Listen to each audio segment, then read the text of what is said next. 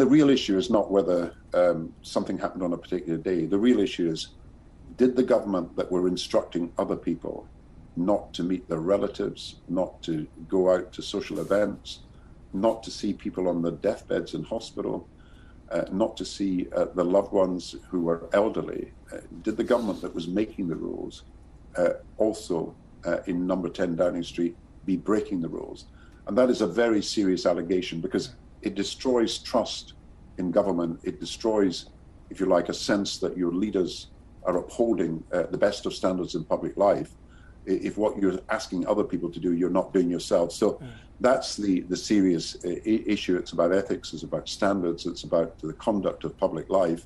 And that's why I think getting the facts from a very senior civil servant who's well respected, I think, across the political spectrum is the first stage of doing so.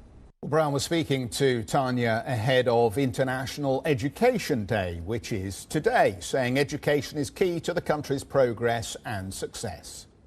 Education is the vehicle by which a low-income country can become a middle-income country and then become a high-income country.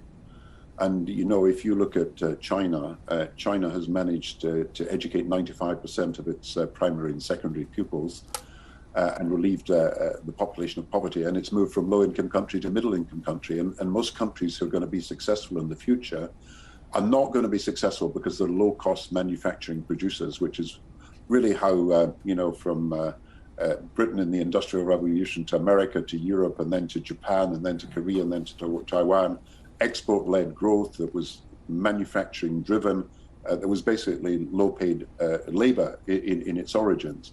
In future, the countries that are going to be successful are going to be the ones that have high-skilled workers and can attract industries, and some of the new services can be built in one country and transmitted to another country through having an educated workforce. So I think we've got to show that education is the key to the success of low-income countries and middle-income countries as they try to become high-income countries.